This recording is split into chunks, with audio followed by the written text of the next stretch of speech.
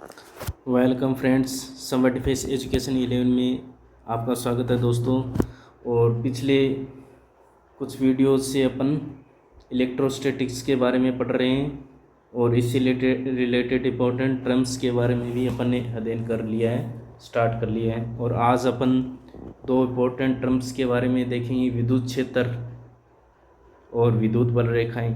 इनके बारे में डिटेल से चर्चा करेंगे क्योंकि इनसे थ्योरेटिकल, न्यूमेरिकल या फिर आजकल का जो ट्रेंड है कथन वाले क्वेश्चन, किसी भी प्रकार का क्वेश्चन बन सकता है। तो चीज़ों को अच्छे से अपन को कवर करना है ताकि आने वाले जो भी एग्ज़ाम अपन अच्छा प्रदर्शन परफॉर्मेंस कर पाएँ। तो स्टार्ट करते हैं दोस्तों। इलेक्ट्रिक फील्ड, विद्युत क्षेत्र। विद्युत क्षेत्र क्या होता है? विद्युत क्षेत्र के लिए सबसे पहले जरूरी होता है आवेश, और आवेश भी किस टाइप का? स्थिर होना चाहिए। स्थिर आवेश होगा तो ही क्या उत्पन्न होगा? विद्युत क्षेत्र उत्पन्न होगा। उसके चारों ओर जो क्षेत्र उत्पन्न होगा वो क्या होगा? विद्युत क्षेत्र उत्पन्न होगा। इसके लिए यानी कि विद्युत क्षेत्र के लिए दिमाग में आ जाना चाहिए क्या? आवेश। कौन सा? स्थिर। स्थिर आवेश है तो ही विद्युत क्षेत्र है। यानी क्या कहना चाह रहा है? किसी आवेश के चारों ओर का वह क्षेत्र जिसमें किसी अन्य आवेश को लाने पर वह बल अनुभव करे, विद्युत क्षेत्र कहलाता है। यानी कि कोई आवेश है, इसके जो चारों ओर का जो क्षेत्र है, इसमें किसी अन्य आवेश, ये क्यू आवेश है, इसको इसके अंदर लाने में वो अगर फोर्स फील करे, विद्युत बल, फोर्स तो होगा, चाहे वो आकर्षण का हो चाहे प्रतिकर्षण का हो, अगर वो बल अनुभव करे तो वो क्या कहलाएगा? इसके चारों ओर का वो क्षेत्र, जिस क्षेत्र में प्रवेश करते जब बल अनुभव करने लग जाए तो वो क्षेत्र कौन सा है? इसका विद्युत क्षेत्र कहलाएगा। यानी कि आवेश के चारों ओर का क्षेत्र क्या कहलाएगा? विद्युत क्षेत्र कहलाएगा। विद्युत क्षेत्र एक सदिश राशि है। जिस प्रकार से चुंबकीय क्षेत्र एक सदिश राशि है, इसी प्रकार से विद्युत क्षेत्र भी एक सदिश राशि है। और इसका मात्रक, ऐसा ही मात्रक न्यूटन प्रति कूलम और वोल्ट प्रति या फिर वोल्ट प्रति मीटर होता है। और जो विद्युत बल होता है वो क्या होता है? बराबर है क्यू ई वेक्टर, और जहाँ से ई वेक्टर क्या आ जाएगा? एफ वेक्टर बटा क्यू वेक्टर। ये आ गया अपने पास विद्युत क्षेत्र। विद्युत क्षेत्र ई की दिशा प्लस क्यू आवेश में लगने वाले बल की दिशा में होती है।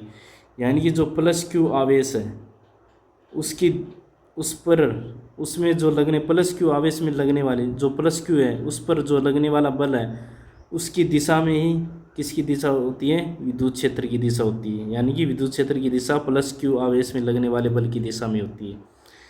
और मात्रक हो गया। अब विमा निकाल लेते हैं दोस्तों। विमा क्या होगी? जैसे ऊपर बल है, बल की क्या होगी? M1 L1 T-2। नीचे क्या है? आवेश। आवेश की विमा क्या होती है? M0 L0 T1 A1। ये दोनों ऊपर जाएंगे तो क्या हो जाएगा? M1 L1 T-3 और A-1। तो अपन इसको नोट कर देते हैं। विमा कितनी आ जाएगी? M1 L1 T-3 A-1। ये किसकी विमा आ गई? विद्युत क्षेत्र की।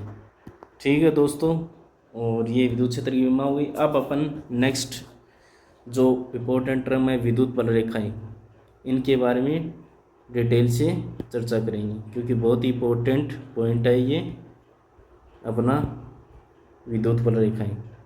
विद्युत बल रेखा वह काल्पनिक रेखा है जिस पर कोई स्वतंत्र धनावेश चलने के लिए प्रवृत्त या बाध्य होता है। यानी कि विद्युत बल रेखाएं ऐसी काल्पनिक रेखाएं होती हैं उस पर कोई भी, मान लो कोई स्वतंत्र धनावेश या विद्युत बल रेखाएं, तो उस पर मतलब वो अपनी ओर अट्रैक्ट करेगी या फिर रिपल्सन करेगी। यानी कि उसके क्षेत्र में आ गई तो वो क्या हो जाएगी?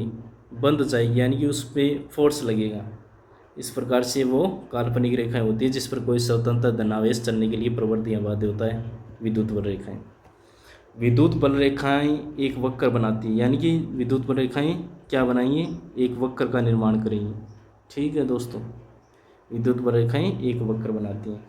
विद्युत बल रेखाएं सदैव धनावेश से निकलती हैं और ऋणावेश पर पहुंचती हैं और पहुंचकर समाप्त हो जाती है। यानी कि जो पॉजिटिव चार्ज है वहाँ से निकलेंगी धनावेश से, और कहाँ पहुँचेंगी? नेगेटिव चार्ज में पहुंचकर क्या हो जाएंगी? समाप्त हो जाएंगी। यानी कि प्लस से निकलेंगी और ऋणात्मक पर, ऋणावेश पर पहुंचेंगी और पहुंचकर समाप्त हो जाएंगी। और अपने चुंबकीय बल रेखाओं में देखा था कि एन ध्रुव से निकलती हैं और एस ध्रुव पर पहुंचती हैं और पहुंचकर एक बंद वक्र का निर्माण करती हैं। वो भी काल्पनिक बंद वक्र का निर्माण करती हैं, यानी कि वो किससे निकलेंगी, एन ध्रुव से निकलेंगी और एस ध्रुव पर पहुंचेंगी। ये साथ में क्या है कि रिलेट करने से चीज़ें ज़्यादा याद रहती हैं, यानी कि तुलना करके पढ़ो।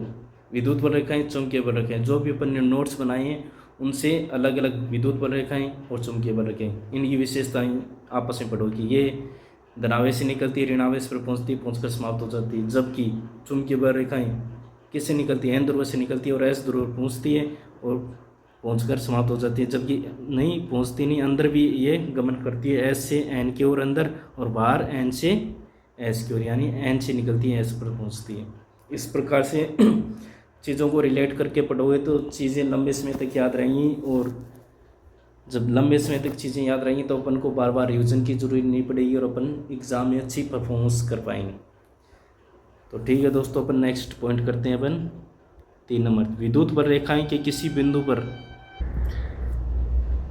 विद्युत बल रेखा ये किसी बिंदु पर खींची गई स्पर्श रेखा उस बिंदु पर विद्युत क्षेत्र की दिशा को व्यक्त करती है। यानी कि ये जो वक्र बनाती है कौन सी विद्युत बल रेखाएं, इस पर खींची गई स्पर्श रेखा, यानी कि कोई बिंदु स्पर्श बिंदु सी, और उस पर खींची गई जो स्पर्श रेखा है वो विद्युत क्षेत्र ई वेक्टर की क्या बताएगी, दिशा को व्यक्त करेगी। ठीक है दोस्तों, और कोई भी दो विद्युत बल रेखाएं परस्पर काटती नहीं है, क्योंकि यदि वे एक दूसरे को काटे तो कटान बिंदु और विद्युत क्षेत्र की 2 दिशाएं होंगी जो कि असंभव है। यानी कि ये 2 क्या है, विद्युत बल रेखाएं हैं, अगर एक दूसरे को काटती हैं, सी पर काटी हैं, तो सी पर क्या होगा, एक तो मान लीजिए विद्युत बल रेखा, इसके कारण यहाँ पर विद्युत क्षेत्र की दिशा ये आ गई, एक ये आ गई, यानी कि एक ही विद्युत क्षेत्र के लिए अलग अलग दिशाएं आ रही है।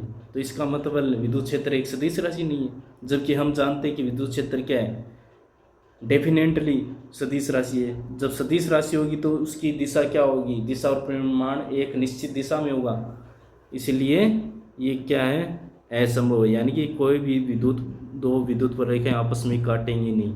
जिस प्रकार से चुंबकीय बल रेखाएं एक दूसरे को नहीं काटती, उसी प्रकार से विद्युत बल रेखाएं भी एक दूसरे को नहीं काटेंगी। ठीक है दोस्तों, अब अपन चलते हैं नेक्स्ट स्लाइड पे।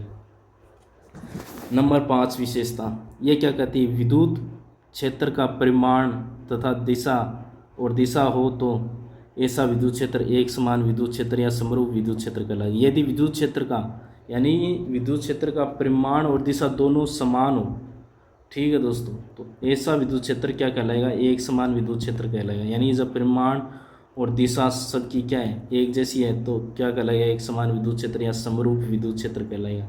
जबकि क्या है, परिमाण और दिशा क्या है, भिन्न भिन्न है, परिमाण दिशा भिन्न भिन्न है, तो क्या कहलाएगा, असमान विद्युत क्षेत्र कहलाएगा।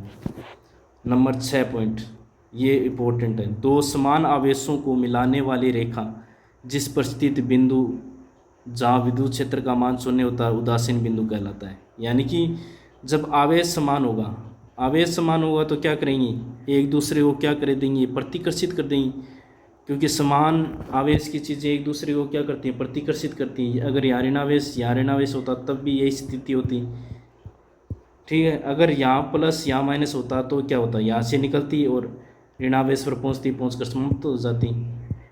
जबकि यहाँ पर क्या है, दोनों क्या है, समान आवेश है। जब समान आवेश होंगे तो क्या होंगी, प्रतिकर्षित होंगी, और प्रतिकर्षित होने से एक ऐसा क्षेत्र, खाली क्षेत्र मिलेगा जहाँ पर क्या होगा, विद्युत क्षेत्र का मान क्या हुआ, ई का मान शून्य होगा। यहाँ शून्य है और इस पॉइंट को न्यूट्रल पॉइंट यानी उदासीन बिंदु कहेंगे, जहाँ पर विद्युत क्षेत्र का मान शून्य होगा।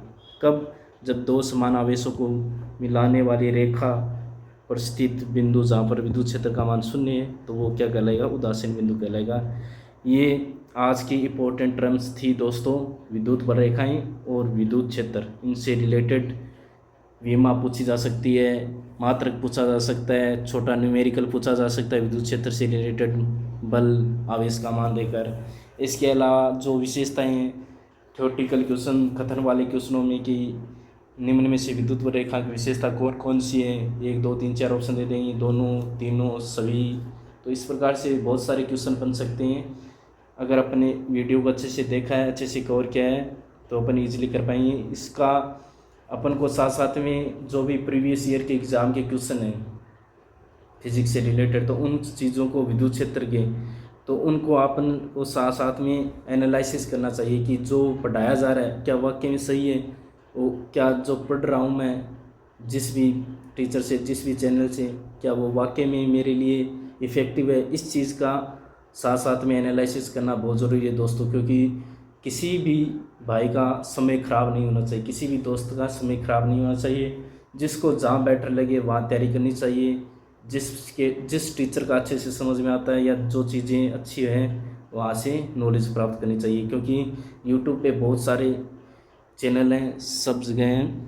मैं तो अपना जो एक्सपीरियंस है, किस प्रकार से मैंने एग्ज़ाम दिए 6-7 बार क्लियर किए, तो मैं किस टाइप के क्वेश्चन बनते हैं और किस प्रकार से एग्ज़ामिनर की वह सोच होती है, वो क्या जांचना चाहता है, वो आपकी नॉलेज को जांचने के लिए किस प्रकार के क्वेश्चन बनाता है, वो चीज़ें शेयर कर रहा हूँ दोस्तों।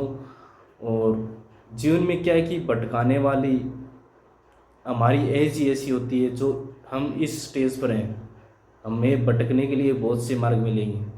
जैसे मान लो किसी अच्छी सेलिब्रिटी को देख लिया तो अपने मन में आएगा कि मैं उस जैसा बन जाऊं, हालांकि उससे रिलेटेड अपने आज तक कुछ नहीं पता, ना कुछ नॉलेज लिया, लेकिन ये अपनी क्या है मानसिकता ऐसी है, ये एज की स्टेज ऐसी होती है कि अपन भटक जाते हैं और अपने गोल से दूर चले जाते हैं। इसलिए अपने गोल, ड्रीम्स जो भी है उस पर फोकस रखिए, हर रोज़ उसको याद कीजिए कि मैंने आज अपने गोल के लिए कितना किया है, क्या प्रयास किया है। तो धीरे धीरे सीढ़ी दर आगे बढ़ना है। कभी भी सफलता एक दिन में नहीं मिलती, सफलता के लिए हज़ारों प्रयास करने पड़ते हैं, तब जाकर सफलता मिलती है।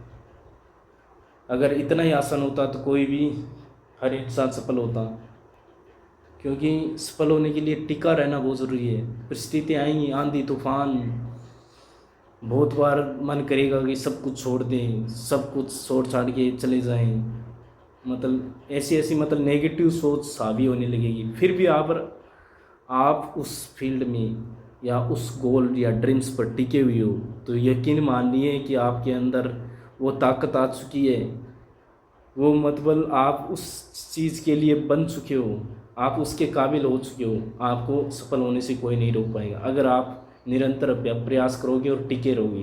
तो ठीक है दोस्तों, मिलते हैं फिर नेक्स्ट वीडियो में। तब तक के लिए नमस्कार, जय हिंद, जय भारत। हौसला ज़िंदा रखिए, जज्बा ज़िंदा रखिए, हर मुकाम हासिल करेंगे दोस्तों मिलकर।